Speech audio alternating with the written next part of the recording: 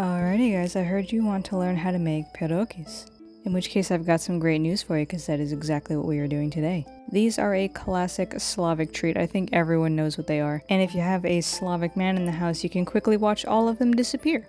And now, yes, I do know what you're thinking. Why would you make these yourself when you could just get those like store-bought ones that are cheap and quick? Surely that is more worth it, but no. What I'm here to tell you is that you don't want those because when you make them yourself, you can decide everything you put in them and make much better use of all the magic that's going inside as a result. The store-bought ones are great in a pinch, but when you make it yourself, the flavor just upgrades immeasurably. So let's get started and show you how it's done.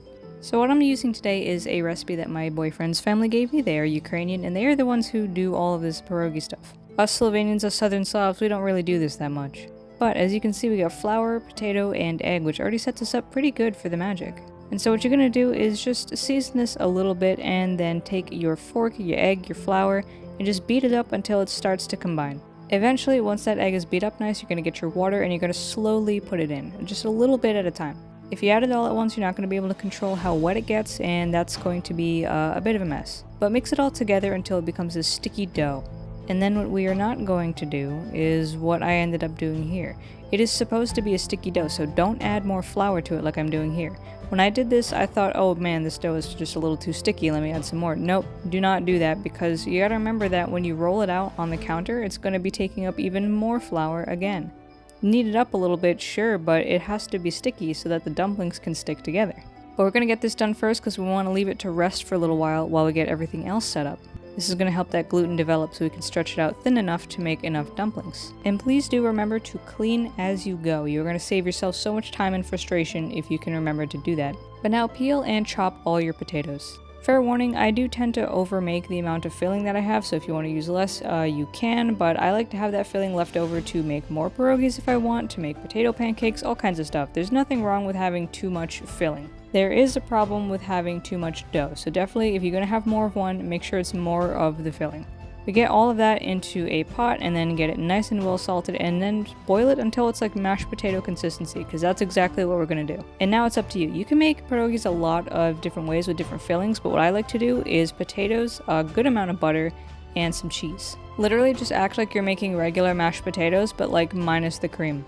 Add enough cheese in there or whatever else you'd like, and I especially also recommend some maybe marjoram, some caramelized onions. That would also be super delicious. Even a little paprika would be really, really good in a pierogi filling like this. But after that, mash like hell. The last thing you want is lumpy, bumpy mashed potatoes. And again, there's no real recipe for this because it's really up to your taste. It's just potato, butter, and then whatever you'd like to put in it. I do recommend cheese, again. But you want that glue consistency, right? You want that to really be squishy.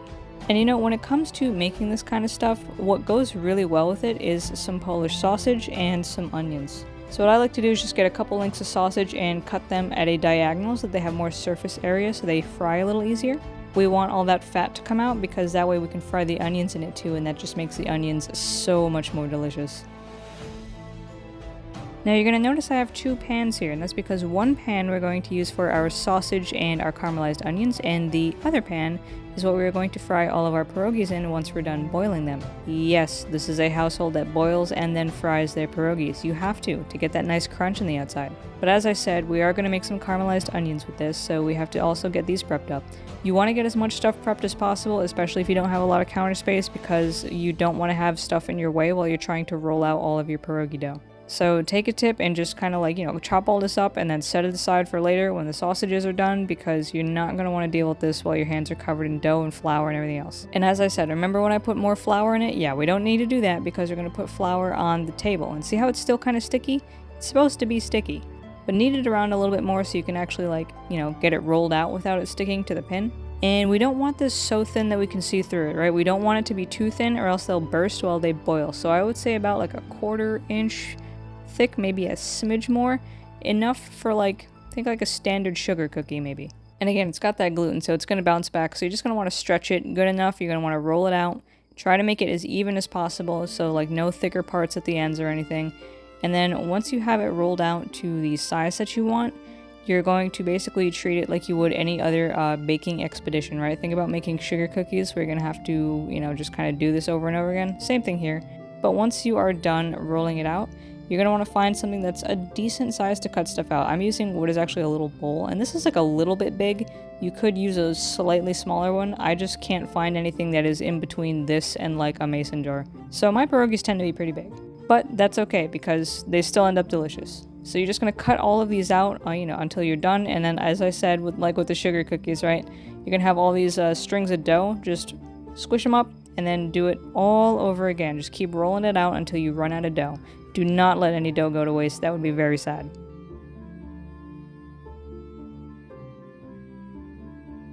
So once all your shapes are cut out and all your dough is used up, this is pretty self-explanatory. You want to take like a good tablespoon of filling and then fill up your actual dumpling wrapper.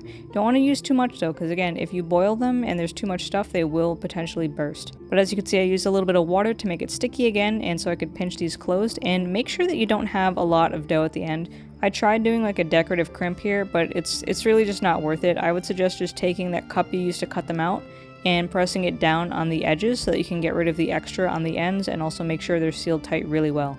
Because when you do this decorative crimping thing, you just end up with a lot of dough on the outside, and it just is out of balance with the amount of potato. The less dough on the edges, the better, in my opinion.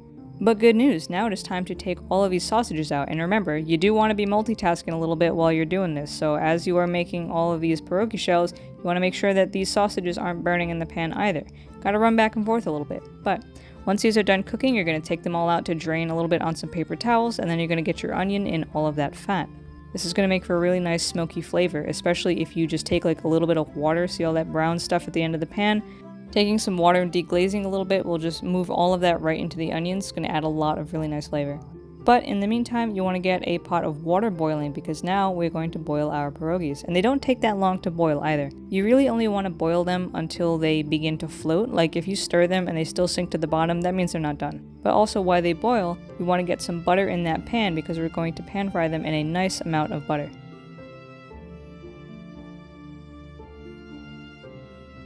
At this point too, it's a good idea to get the sausages in the onions that have softened up, because they've probably gotten a little cold while they're sitting in the bowl. So this is going to heat them through again, and they're going to be nice and warm with everything else. Oh, and if you find yourself accidentally putting too much butter in the pan, that's okay. Just let it melt halfway and take it out, save it for the next batch, because you will be needing more butter as you go.